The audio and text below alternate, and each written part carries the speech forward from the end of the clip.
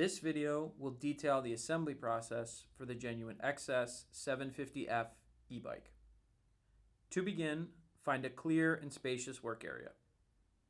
Carefully cut the plastic bands and tape along the top of the box. Using a flat blade screwdriver and pair of pliers, remove the staples securing the sides of the box. After removing all staples, open the box so that it sits flat on the ground, using it as a protective work surface. With the box now open, remove the zip ties securing the front wheel and front fender to the bicycle frame and set both aside. We recommend using the foam from the rear tire to protect the stem. Turn the bicycle upside down so that it is resting on the seat, rear rack, and handlebar stem. Cut and carefully remove the zip ties, tape, and foam on the front fork and remove the plastic spacer from the fork by pulling up and out of the dropouts. Gather the axle, spacers, washers, and nuts for installation of the front wheel. Pass the axle through the wheel, being sure to use the short threaded end and small spacer on the brake disc side and the longer threaded end and large spacer on the opposite. Align the brake disc with the caliper and the axle with the fork dropouts. Slide the wheel into position, ensuring the axle is centered. Install a washer on the outside of each fork dropout and tighten the nut on each side of the axle with the included 15mm wrench. When tight, ensure the wheel spins freely and adjust if necessary.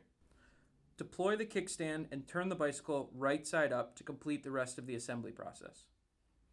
With the bicycle now right side up, remove any remaining foam or cardboard on the bicycle frame. Next, locate the multi-tool in the box. This tool includes 6 hex head Allen keys, 3 sockets, multiple screwdriver tips, and 3 hex nut wrenches. Using the multi-tool, remove the 4 faceplate bolts from the steering stem. Center the handlebars in the stem, rotate to an appropriate height, and secure with the bolts and multi-tool. Remove the bubble wrap on the handlebar controls.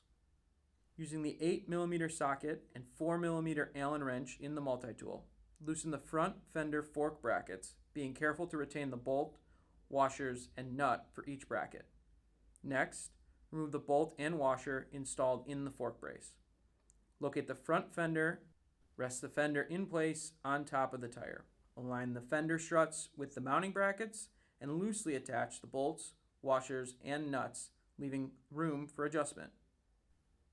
Next, remove the headlight from the accessories box and align with the fork brace and center fender mount. Secure with the nut and washer.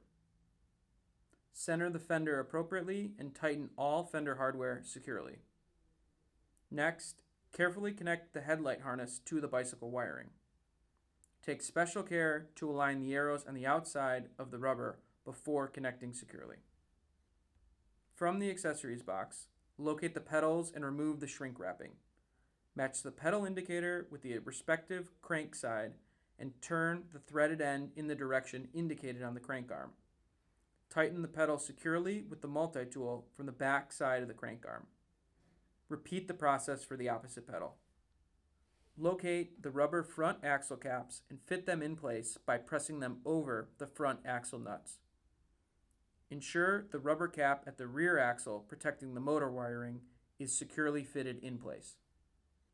Next, remove the stem top rubber cover and slightly loosen the top cap bolt and stem bolts.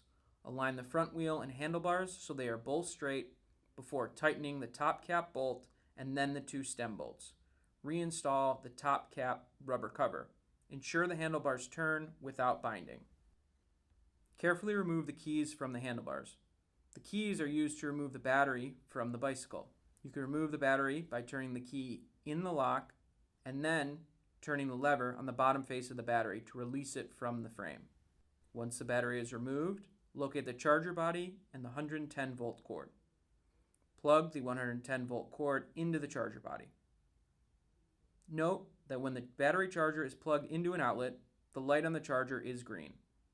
When the battery is being charged, the light on the charger body turns red.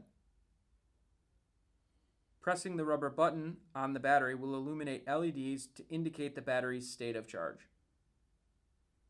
You can install the battery in the bike by first inserting the bottom end of the battery in the frame and then clicking the top end of the battery firmly into place. Note that you may charge the battery while it is still installed in the bicycle through the charging port in the frame. When not charging the battery, ensure the rubber cap is secured to avoid water and dust from damaging the port. To power on the bicycle, tap the power button for approximately 1 second. The dash will indicate the battery's state of charge, pedal assist mode, the bicycle speed, and the odometer. Tapping the headlight button will illuminate the headlight, tail light, and power on the dash backlight. Tapping again will power off the headlight, tail light, and dash backlight. Pedal assist levels can be changed by using the plus and minus buttons and vary from level 0 to level 5. Tap the I button to switch between the trip meter and odometer. Long press in trip meter mode to reset. Tap and hold the power button for approximately 1 second to power off the bicycle. This concludes the assembly process for the genuine XS750F e-bike. Ride safe.